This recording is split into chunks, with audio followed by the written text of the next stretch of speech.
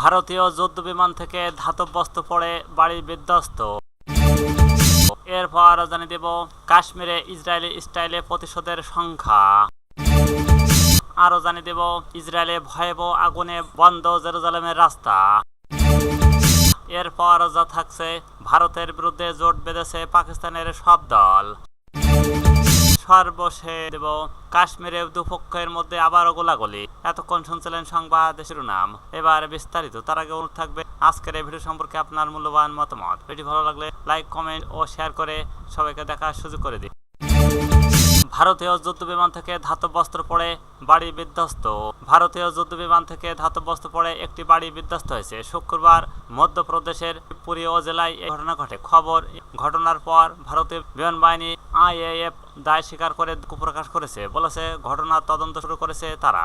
এলাকায় আতঙ্ক ছড়ালেও এ ঘটনায় কেউ আহত হননি। এনডিটির সংবাদদাতাকে বিষয়টি নিশ্চিত করেছে। এক্স পোস্টে করা এক বিবৃতিতে বিমান বাহিনী বলছে, আজ শুক্রবার শিবপুরীর কাছে একটি আইএএফ বিমান থেকে অবিস্ফোরণ বস্তু অসাবধানতাবশত পড়ে যায়। ফলে ভূমিতে সম্পত্তির ক্ষতি হয়। এজন্য দুঃখ প্রকাশ করছি এবং ঘটনার তদন্ত শুরু চলছে। প্রত্যক্ষদর্শীরা জানান, ওই দিন 11টা নাগাদ শিক্ষক মনোজ সাগরের বাড়ির ছাদে ভারী বস্তুটি পড়ে। এতে শহরে অবস্থিত বাড়িটির দুটি কক্ষ সম্পূর্ণরূপে ধ্বংস হয়ে যায়। ধ্বংসাবশেষের কাছাকাছি পার্ক করা একটি গাড়িও ক্ষতিগ্রস্ত হয়েছে। আরও জানা গেছে, সাগর ও তার সন্তানদের সঙ্গে ঘরের ভেতরে খাবার খাচ্ছিলেন। তিনি রান্না ঘরে ছিলেন। তখনই বিকট বিস্ফোরণ ছাদ ভেঙে পড়ে।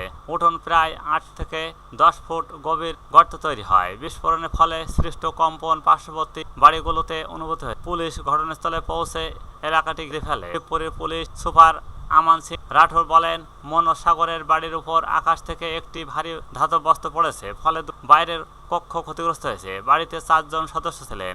সকলে নিরাপদে আছেন। পুলিশ এবং প্রশাসনিক কর্মকর্তাদের দল ঘটনাস্থলে রয়েছে। কাশ্মীরে ইসরায়েলি স্টাইলে প্রতিশোধের সংখ্যা। ভারত শাসিত কাশ্মীরের পর্যটক কেন্দ্রে পহেলগামে বন্দুকধারীদের হামলায় অন্তত 26 জন পর্যটক নিহত হয়েছেন আরও 13 জন। এই মর্মান্তিক ঘটনার পর ভারতে মুসলিম সম্প্রদায়ের মধ্যে আতঙ্ক ছড়িয়ে পড়েছে। তারা আশঙ্কা করছেন, এই হামলার পর ভারত সরকার মিডিয়া যেভাবে প্রতিক্রিয়া জানাচ্ছেন তাতে ইসরায়েলের গাজা অভিযানের মতো প্রতিশোধমূলক অনুসরণ করতে পারে। কাশ্মীরের রাজধানী শ্রীনগর থেকে প্রায় 90 কিলোমিটার দূরে পহেলগাম এলাকার এক সবুকায় এই হামলার ঘটনা ঘটে। হামলাকারীরা স্বয়ংক্রিয় রাইফেল ও ছোট অস্ত্র ব্যবহার করে পর্যটকদের উপর বিচারে গুলি চালায়। ভারতীয় দৈনিক উদয় হিন্দু জানিয়েছেন, নিহতদের মধ্যে ইতালীয় ইসরায়েলি নাগরিকও রয়েছে। সামাজিক মাধ্যম ছড়িয়ে পড়া ভিডিও ছবিতে দেখা যায় আহত নিহতদের মাঝে আতঙ্ক। ভীত পর্যটকরা কান্নায় ভেঙে পড়েছে। এইসব ফুটেজের সঙ্গে উঠে স্থানীয় কাশ্মীরের সাহসিকতার গল্প। বিশেষভাবে আলোচনায় এসেছেন কাশ্মীরের যুবক আদিল হুসাইন শাহ। তিনি নিজের জীবনের হামলাকারীর কাছে থেকে অস্ত্র নেওয়ার চেষ্টা করেন। এতে গুলিবিদ্ধ হয়ে প্রাণ হারান।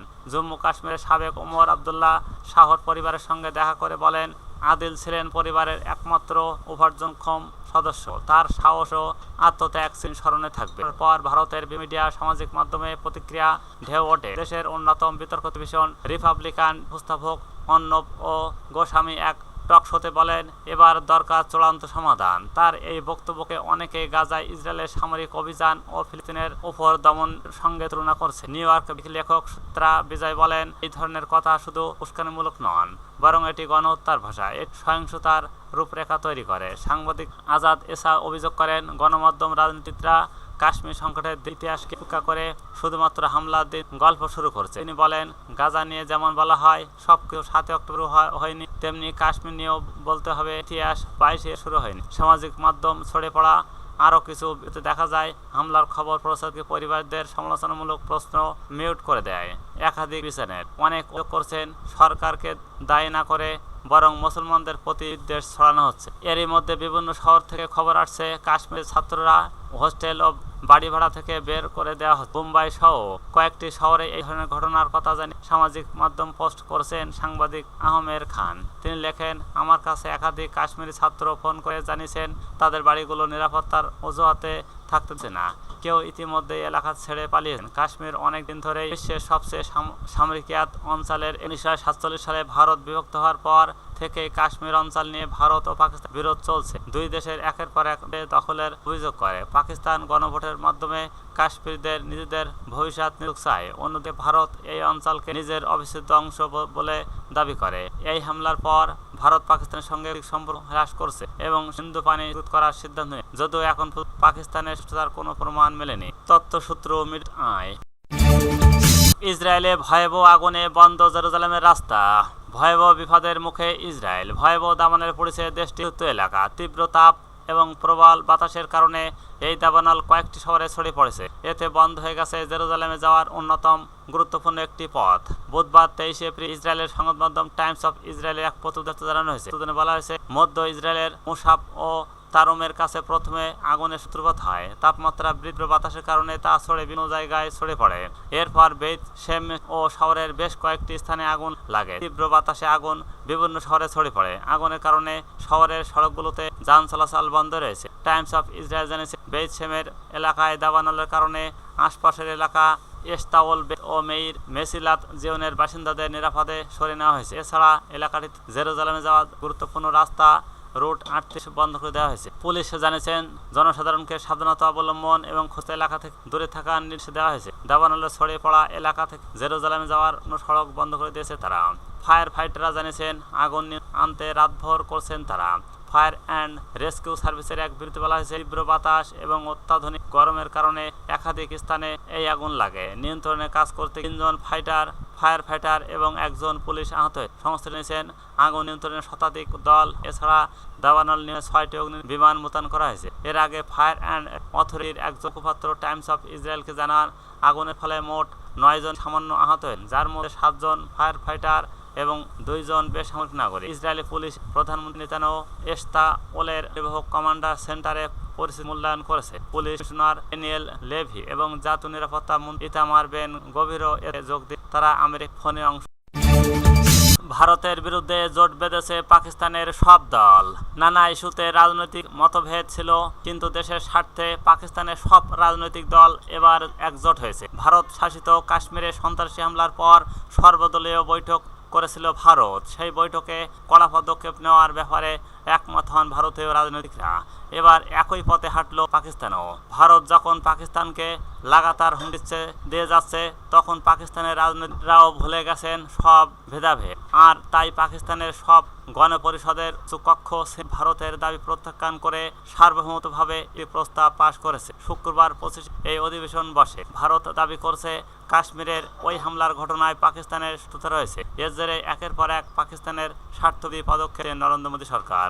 কিন্তু পাকিস্তানের সরকার সেই দাবি প্রত্যাখ্যান করেছে। ইসলামাবাদ বলছে, এই ধরনের দাবি ভিত্তিহীন এবং রাজনৈতিকভাবে সুপ্রণীত। সিনেটর অধিবেশনে ওই প্রস্তাব তোলা হলে পাকিস্তানের আইন প্রতারা সব ধরনের সন্ত্রাসবাদের নিন্দা জানান। নিরপরাধ ও বেসামরিক ব্যক্তিদের টার্গেট করা পাকিস্তানের মূল্যবোধের পরিস্থিতি বলেও জানান তারা। এর বাইরে নিজের সাজানো নাটকের মাধ্যমে ভারত প্রোপাগান্ডা ছড়াচ্ছেন, তার নিন্দা জানিয়েছেন পাকিস্তানের আইন প্রণেতারা। আর সিন্ধুর পানি ভারত এককভাবে যে সিদ্ধান্ত নিয়েছে তা যুদ্ধের সামিলে গণ্য করা যেতে পারে বলে মনে করছেন তারা। কাশ্মীরে দুপক্ষের মধ্যে আবারও গোলাগুলি।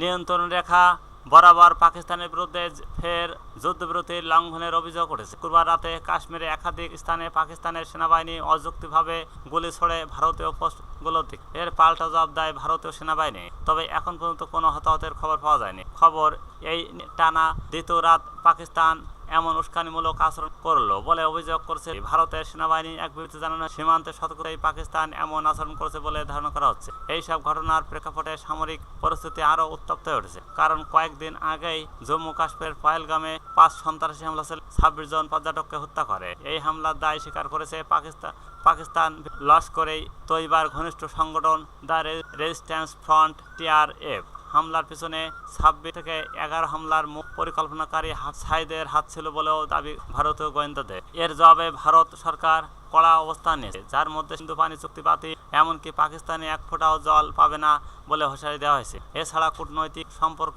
হ্রাস এবং ভিসা পরিষেবা বন্ধ, দুই দেশের পর্যটক দ্রুত ফিরে যাওয়ার নির্দেশ দেওয়া হয়েছে। এদিকে পাকিস্তান পাল্টা পদক্ষেপ দ্বিপাক্ষিক চুক্তি বাতিল করেছে, যার মধ্যে রয়েছে সিমলা চুক্তি বন্ধ করে দিয়েছে জনপ্রিয় ওয়ামা সীমান্তের পতাকা নাড়ানো অনুষ্ঠানও।